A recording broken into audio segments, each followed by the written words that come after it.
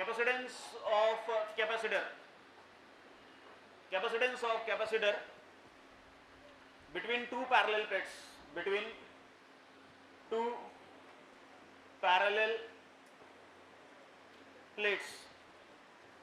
with the dielectrics,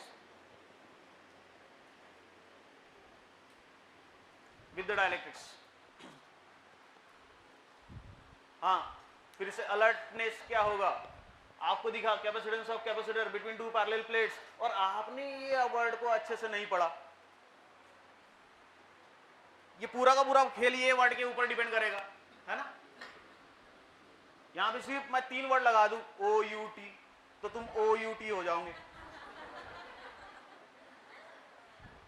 है ना। यही तो कंसेप्ट है ना इसमें। अगर आपने यहाँ पे भैया इस वर्ड को अच्छे से नहीं पढ़ा और पूछा गया विद द डायलेक्ट्रिक्स, आप लिख के आए विदाउट डायलेक्ट्रिक्स, तो जो वर्ड आपने नहीं पढ़ा था वही वर्ड तुमको उठा आउट कर देगा भी, है ना। तो चलिए इन सब चीजों का ध्यान रखिएगा, ठीक है। तो capacitance of capacitor between two parallel plates with the dielectrics, मतलब इनके बीच में अभी क्या होगा, डायलेक्ट्रिक्स होगा। तो डायलेक्ट्रिक्स अगर होगा तो बहुत सिंपल सी बात है, बहुत कल चीजें हम लोग ने बहुत अच्छे से पढ़ी हुई है, मैं उस चीज को फटाफट रिकॉल करा देता हूँ। Consider two parallel plate, 2 parallel plate हम लोग कंसीडर करेंगे। हाँ, अब एक चीज यहाँ पे ये भी ध्यान में रखना कि मैं जो डायग्राम बना के दे रहा हूँ और तुम्हारे टेक्स्ट बुक में जो डायग्राम है उसमें थोड़ा सा यही अंतर है कि मैंने ये प्लेट्स ऐसे लिए हुए, वहां पे प्लेट्स हॉरिजॉन्टल वर्टिकल लिए हुए, सॉरी समझा, मतलब these are the positive plates, ये आपकी पॉजिटिव प्लेट है, ठीक है, और इनके बीच में जरा निगेटिव प्लेट, ठीक है, ये ऐसे। तो आप स्कूल में जाओगे तो आपको अगर ऐसे डायग्राम बना के दी तो आप ये मत समझ लेना कि गलत है, ठीक है। तो इनके बीच में विदाउट डायलेक्ट्रिक्स, और वो क्या करेंगे, इसके बीच में डायलेक्ट्रिक्स रख देंगे ऐसे, ठीक है, मैं इधर रख दूंगा डायलेक्ट्रिक्स इधर इनके बीच में, ठीक है। तो ये एक पॉजिटिव टर्मिनल हो गया हमारा। So positive plate, fully positively plate, ये प्लेट ए है मेरी, having same cross section area, ठीक है। तो these are this positive plate, ये आपकी पॉजिटिव प्लेट होगी।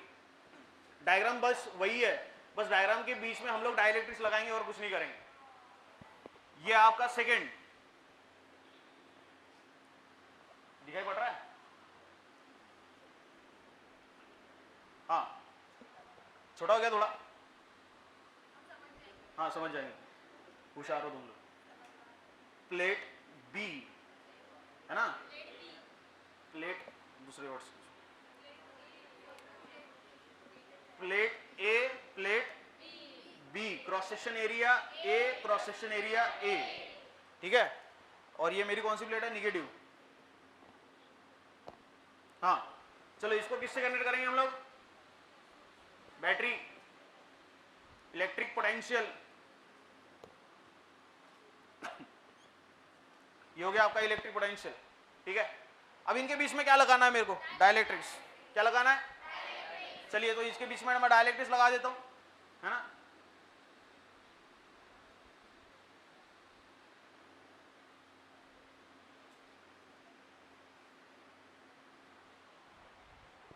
नहीं जमाना, चलिए छोड़ो।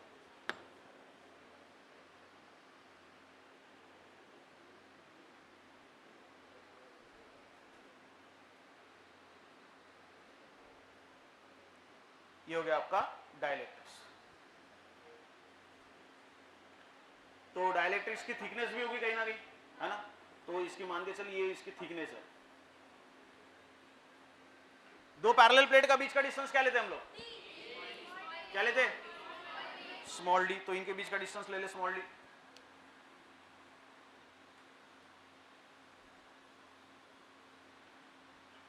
सो ये हो गया तेरा स्मॉल डी, ठीक है। थ्योरी हमारी वही रहेगी। थ्योरी क्या है, थ्योरी में कुछ ज्यादा चेंजेस नहीं है। Consider 2 parallel plates, 2 parallel plate consider करेंगे जिसका नाम होगा एक plate A and plate B. Plate A is fully positively charge, plate A क्या है मेरी, फुल्ली पॉजिटिवली चार्ज, और प्लेट बी क्या है मेरी, फुल्ली नेगेटिवली चार्ज, ठीक है। And D is the separation between the 2 parallel plates. D क्या है आपका, separation between the 2 parallel plate. अब इनके बीच में क्या रखी मैंने, डायलेक्ट्रिक्स। क्या रख दिया इसके बीच में, डायलेक्ट्रिक्स की थिकनेस क्या है, डायलेक्ट्रिक्स की थिकनेस क्या है, टी, ठीक है। पॉजिटिव टर्मिनल, सॉरी पॉजिटिव, अच्छा प्लेट, पॉजिटिव प्लेट किसको कनेक्ट किया मैंने, positive terminal of electric potential, किसको कनेक्ट किया है? Positive terminal of electric potential, while negative plate is connected to the negative terminal of electric potential. कोई doubt यहाँ तक? ठीक है, खत्म हो गई थ्योरी। ठीक है, अब देख यहाँ से, अब मेरे को यहाँ पे इलेक्ट्रिक फ्लक्स और मेरे को electric capacitance of capacitor calculate करना है। तो कैपेसिटेंस ऑफ कैपेसिटर कैलकुलेट करने के लिए what is the formula for capacitance of capacitor? Q upon V। तो मेरा पहला काम क्या होगा कि V निकालना है, और V इज इक्वल टू क्या होता है? E into D, according to the relation between electric field intensity and electric potential. Electric field intensity और इलेक्ट्रिक पोटेंशियल के बीच का जो रिलेशन होता है तो V इज इक्वल टू क्या? E इंटू डी कहलाएगा।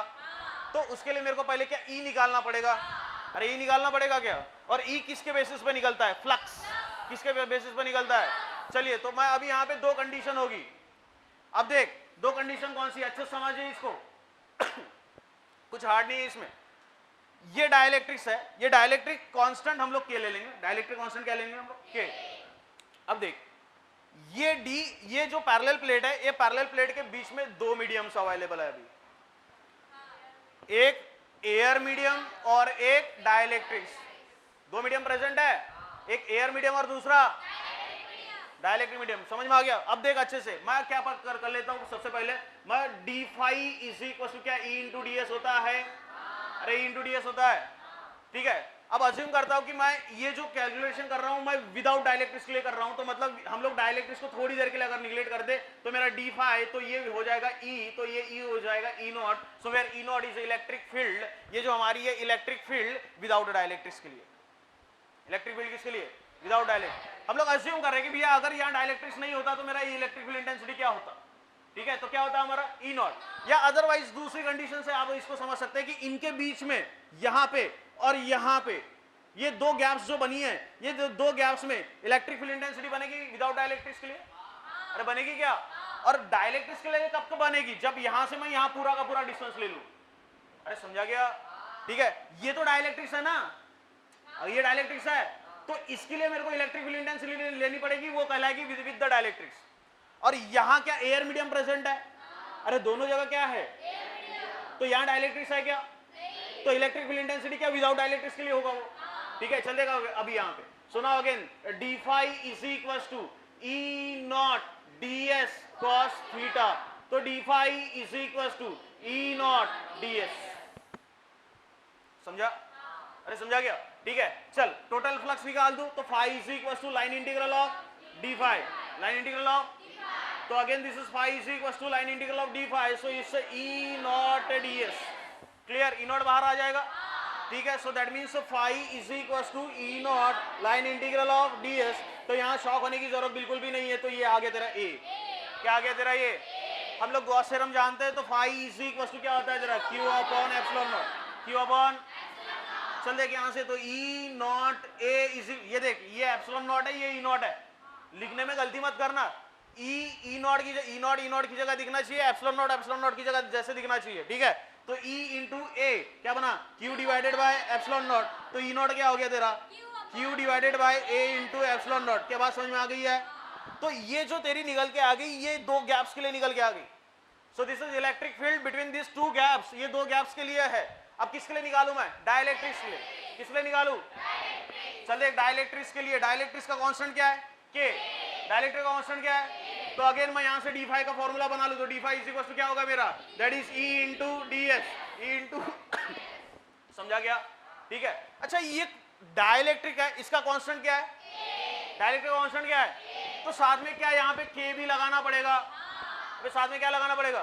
के। चल देख, अब फटाफट सॉल्व कर ले इसको। Again this is D phi is equal to K E D S cos theta, then theta का वैल्यू 0, तो ये आगे तेरा K into E into D S. अरे समझ में आ रहा है क्या? ठीक है, चल सामने फिर से चल देख, टोटल फ्लक्स निकाल दूं, तो phi is equal to line integral of D phi, phi is equal to line integral of D phi. तो again phi is equal to, देख क्या आ गया तेरा? लाइन इंटीग्रल ऑफ के ई डी एस। क्या आ गया? के ई। ठीक है, सामने चलते, कौन कौन कांस्टेंट है?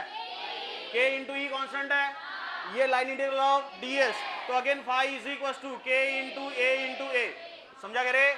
अगेन गॉस थ्योरम से phi is equal to Q upon, तो again K into E into A is equal to Q divided by, अरे तुम लोग को नहीं समझा? चल देगा अब यहां से फिर से के ई बना ले, है ना? तो ई इज इक्वल टू क्या हो जाएगा?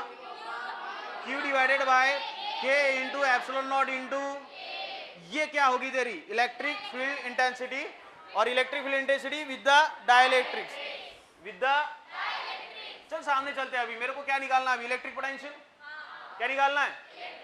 अच्छा, electric potential between the plates होता है।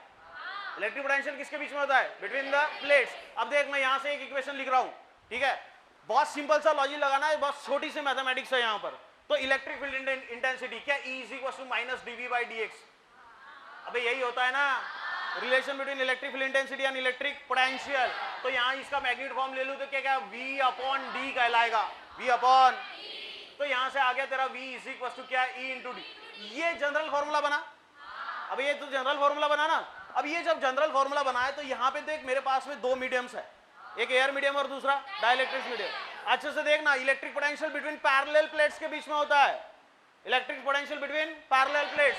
तो नाउ सी अगेन, अब मैं यहाँ लिख रहा हूँ V इज इक्वल टू, अच्छे से सुनना इसको, E not into D minus T plus E into T, where T is a thickness. देख अच्छे से देख, ये डिस्टेंस कितना रहेगा? अबे ये D माइनस टी, ये पूरा D है ना, अबे ये पूरा D है ना, ये D माइनस टी, ये भी D माइनस टी, और ये E नॉट है, देख इसके साथ, नहीं समझा? देख this is E not and D minus T, E not into D minus T. What is your formula for electric potential? V is equal to E into what is D? Distance. अबे ठीक है, देख अगर मैं E not के लिए ले लूं तो ये दो बैक गैप्स आ गई मेरे पास में, अगर ये दो गैप्स आ गई तो डिस्टेंस बना मेरा D माइनस टी, बना क्या? और इसकी थिकनेस कितनी है, और ये क्या डाइलेक्ट्रिक्स है, और ये विद द डाइलेक्ट्रिक्स हम लोग ने E लिया है, और विदाउट डाइलेक्ट्रिक्स में E नॉट लिया। अरे समझा क्या? ठीक है, इसलिए इक्वेशन देख, E not D minus T मतलब इलेक्ट्रिक पोटेंशियल इन दोनों गैप्स का plus electric potential with the dielectrics. अभी समझा क्या? ये पूरे के बीच में मेरे को इलेक्ट्रिक पोटेंशियल लेना है ना। इलेक्ट्रिक पोटेंशियल किसके बीच का होता है? Between two parallel plates, between.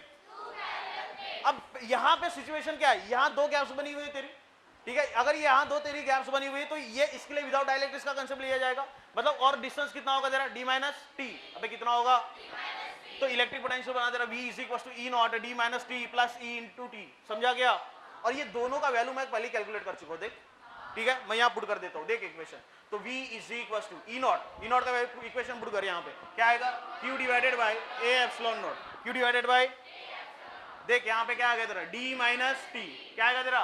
D minus T plus E क्या है तेरा? Q divided bye K epsilon not into A, Q divided bye K into epsilon not into, क्या कॉमन आ रहा है? इंटू टी चाहिए यहाँ पे, हाँ चलो क्या कॉमन आ रहा है?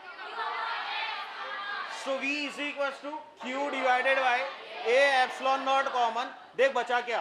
D minus T plus T upon K। अबे समझा क्या? अरे ऐसे ही बचेगा ना ये, ठीक है, चल देगा भाई। ये क्या हुआ तेरा? Electric potential, electric. अब मेरे को क्या निकालना है? Capacitance of capacitor, C is equal to Q upon, C is equal to Q upon, चल यहाँ V का वैल्यू पुट कर दो यहाँ पर, ठीक है, तो C इज इक्वल टू, देख इधर लिख लेता हूँ, देख रहे, C इज इक्वल टू क्या आएगा? Q divided by A epsilon not, again तेरा आ गया तेरा D minus T plus T upon, अरे समझा क्या रे? ठीक है, ये Q गायब हो गया यहाँ से, आ गया तेरा देख C is equal to A epsilon not ऊपर, तो A epsilon not divided by D minus T plus T upon, so this is the capacitance of capacitor between two parallel plates with the dielectrics. अरे समझा गया? ठीक है, अब ये तो इक्वेशन बनी आपकी capacitance of capacitor with the dielectrics के लिए। अब एक केस यहां से सॉल्व करनी है, वो केस क्या है? देख यहां तक किसी को कोई डाउट नहीं है? अरे डाउट नहीं है? पक्का? चलो, अगर ये पूरा का पूरा अगर मैं इसको बढ़ा दूं और D का वैल्यू T की बराबर कर दूं, अच्छे समझ, अगर मैं ये डाइलेक्ट्रिक्स का डायमेंशन बढ़ा दूं और डायमेंशन बढ़ाने के बाद में D का वैल्यू T के बराबर कर दूं, समझा? D is equal to T, अबे थिकनेस बढ़ा दूं उसकी, और मैं थिकनेस इतनी बढ़ा दूं कि जितना डिस्टेंस है, कितनी बढ़ा दूं? जितना डिस्टेंस है, और डिस्टेंस किसके बीच का? बिटवीन द, बात समझ में आ गई क्या? अगर मैंने D is equal to T कर दिया, इसका मतलब है कि dielectric is fully spaced between the two parallel plates. अरे होगा क्या? तो देख मेरी इक्वेशन क्या बनेगी, D is equal to T, अब D इज इक्वल टू, देख इक्वेशन देख, C is equal to A epsilon not divided by D minus D plus D upon K, D minus D plus D upon, अरे ऐसी होगी ना यार, और ये D माइनस D 0, तो यहाँ बना D upon K, D upon, यहाँ के तरह D अपॉन K भाई साहब ऊपर, K क्या ऊपर, तो C is equal to A epsilon not K upon, समझा गया? तू अच्छे से देख, ये देख ये चीज को अच्छे से देख, capacitance of capacitor without dielectrics, capacitance of capacitor without dielectrics. तो देख मेरा final equation again, C is equals to C naught into K, where C naught is a capacitance of capacitor without dielectrics, capacitance of capacitor without dielectrics, and this is the equation for capacitance of capacitor with the dielectrics। ये equation तब की है जब हम लोग ने D is equals to क्या बना दिया, T, तो ये एक तरीके से सॉल्व होगी, समझ में आ गया है? So this is the concept of capacitance of capacitor between the two parallel plates with the dielectrics, समझा? देखो से